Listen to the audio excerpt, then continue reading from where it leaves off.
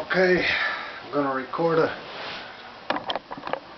bit of a video here to do with group rides on a motorcycle. Give you a little quick background. I've been riding for a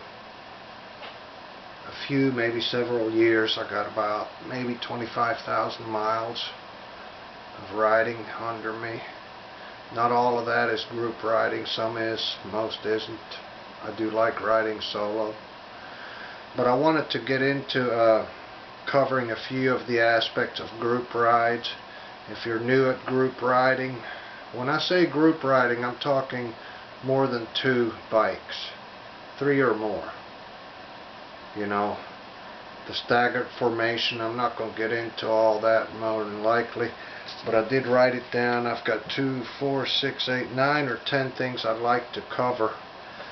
Things that have been brought to my attention. A lot of this should go without saying, and they will likely be brought up again by those of us who are conscientious about our riding. As you might know, between ourselves and a car, the car always wins.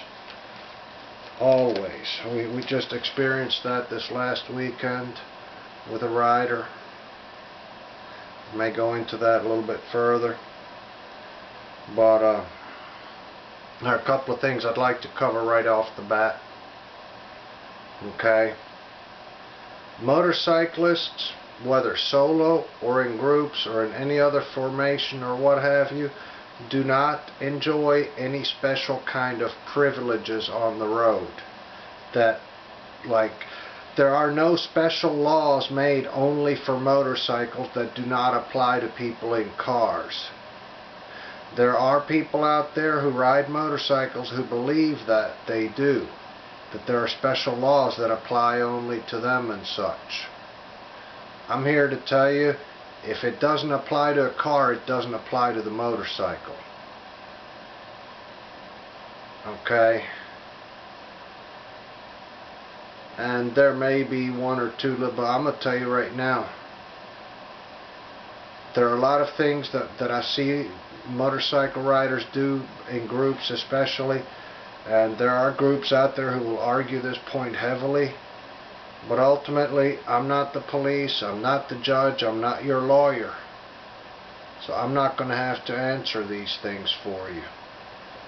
My suggestion to you is obey all traffic laws, same as if you were in a car. Okay? So, this concerns, first off, traffic lights, stop signs, and intersections.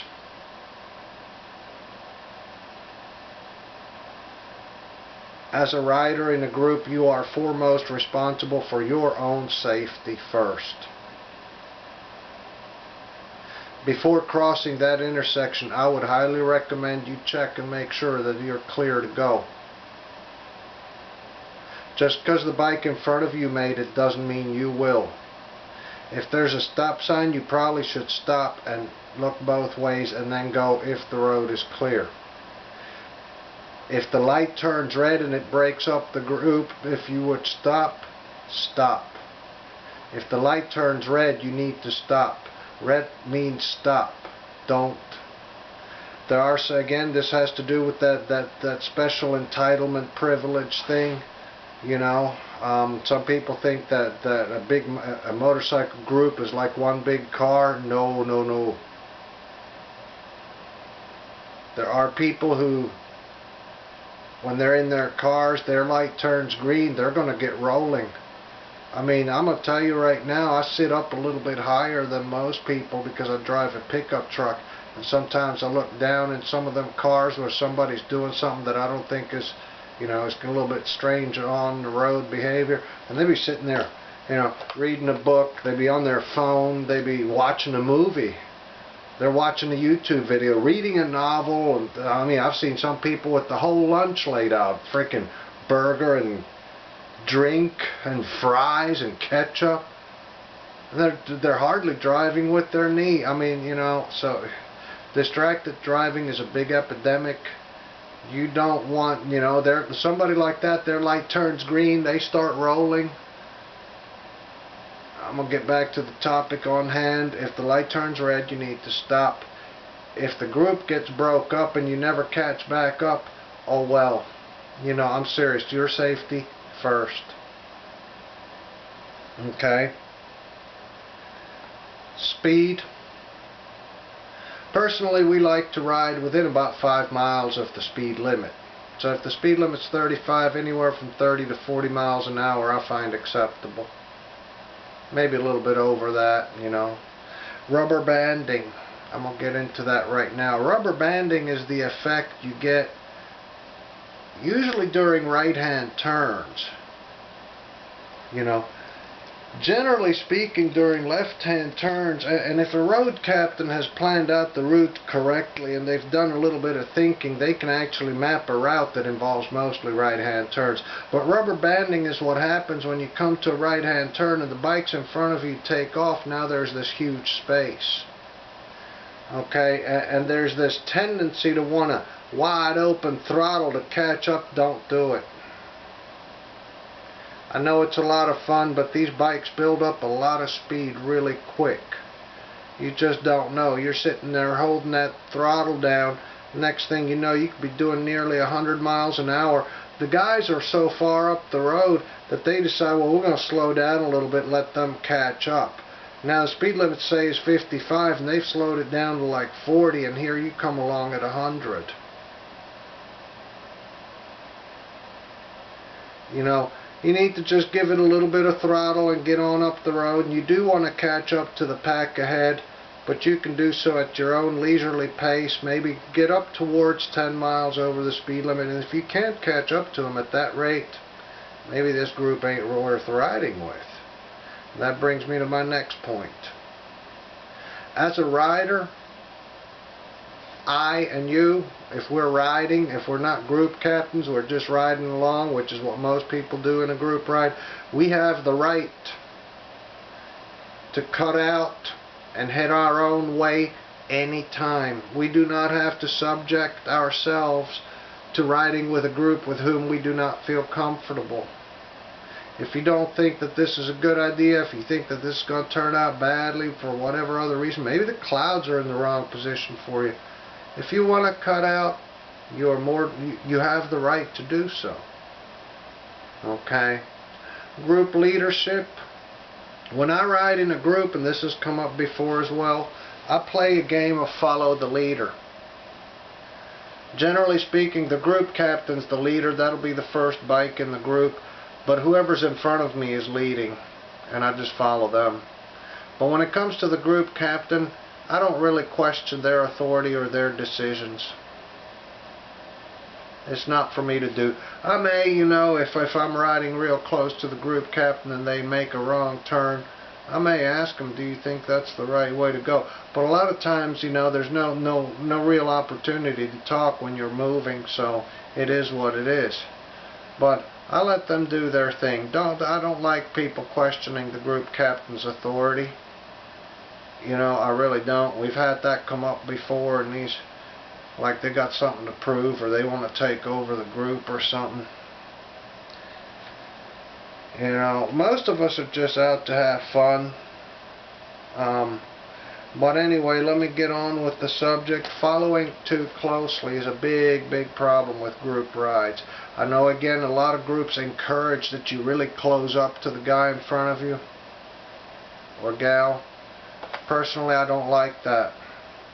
I like to follow at a safe distance. What I mean is by safe is if that bike in front of me slams on brakes, I want enough time to where I can stop relatively comfortably. I don't want to have to really, I don't mind getting on the brakes pretty hard, but I don't want to have to slam them. I don't want to have to get on them so hard that, because I'm going to tell you, on the two-wheeler, this is what happened to us last weekend. And, you know, I think it was a matter, possibly some rubber banding, but following too closely. You know, somebody in the front gets on the brakes and they need to slow down or stop, and all of a sudden here comes this guy, and oh my God, and they got on their brakes and the bike slid. Once you go into a slide, it can low side you, it can high side you. I don't know if you know what those things mean. but it basically means you've lost control and you're going down. And if it high sides you, it can fling you up. In this particular case, it threw the rider into the oncoming traffic lane, and there was a car coming down the road, and there was a fatality that day. That rider did not make it. So don't follow too closely. I like to keep a little bit of a distance. Some people don't like that. Oh well, I'm not going to be riding up the guy's butt in front of me, man. You know, I'm going to get back to the intersections. You know, if it's a escorted ride, some rides are heavily sponsored and the police is involved and they will block the intersection and allow you to go. Of course, in that case, you're certainly welcome to run the red light if that's the plan. You know. Now, there are some groups out there where they will have what's called blockers. That's some riders who are assigned to block traffic. They'll get out there on their motorcycle and just block traffic. I want you to know that blockers are illegal. I'm not going to get into this discussion. I'm sure there's people out there going to have some heavy arguments about that, but blocking traffic is against the law. And that's all I'm going to tell you. Generally speaking, if I know that there's going to be blockers in the group I'm riding with, I usually keep my riding with that group to a minimum. But I do ride with one or two groups that practice that. It is what it is. I'm not perfect either. You know, I'm just here to inform you of what is what. You know, so when you're out riding, if you need to push your bike, don't push it past 80% of your or the bike's ability. Don't push it to 100%. Don't go seeing what it'll do. Because if you make a mistake or if something comes up or you know anything doesn't go the way it's supposed to, you want to have that little 20% margin of error to play with. So ride up to 80% of yours and the bike's ability. On the note of the bike, you need to check your bike before going on a group ride. Make sure your lights are working. You should have a tank full of gas. You should bring with you probably a credit card of some kind, a little bit of cash maybe. You know, obviously your driver's license and that, but, you know, make sure you got a full tank of gas. And then the reason I say the bit about the credit card, I mean, you're going to need to spend some money. You know. But the big thing is, I like to bring my phone with me. It also helps if you have the name and number of a tow company that can come pick you up in pretty much anywhere you are. It may help to call around and see if, like, you know, some of these group plans like AAA or somebody like that might be able to cover you. With a bike, there's just not much give there. If your bike breaks down for almost any reason, you're probably going to have to get a tow back home. Again, it helps if you have a phone number of somebody you can call when that happens. What you will also want is a map, and I mean a fold-out map. They're not the fanciest. You know, you might think you have a GPS on your phone, but I'm going to tell you right now, you could end up somewhere where there's no reception. It does happen on occasion. You will lose all contact with the group, and you'll be all by yourself out in the middle of the country.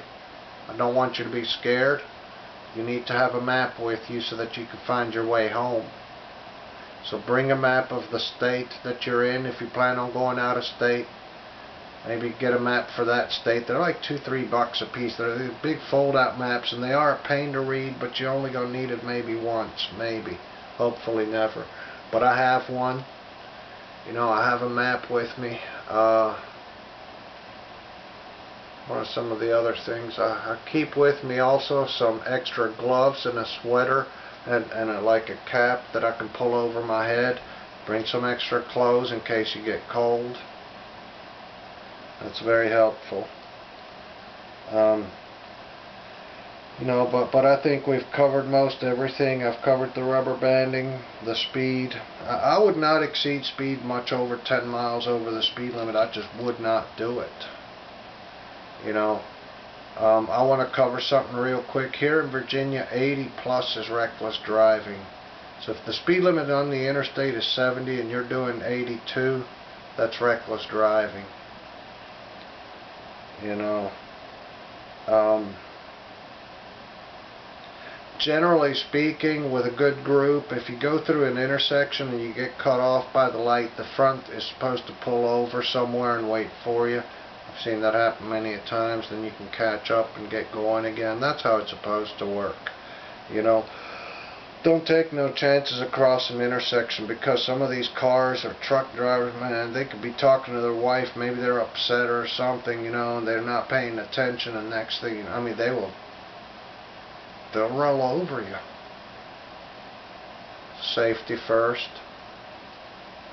You know, you should check your tires, make sure they're in good shape, make sure they got air in them. And I think that pretty much covers it. I think I've brought up some of the, you know, better points. And if you've never ridden with a group before, have fun, but not too much fun.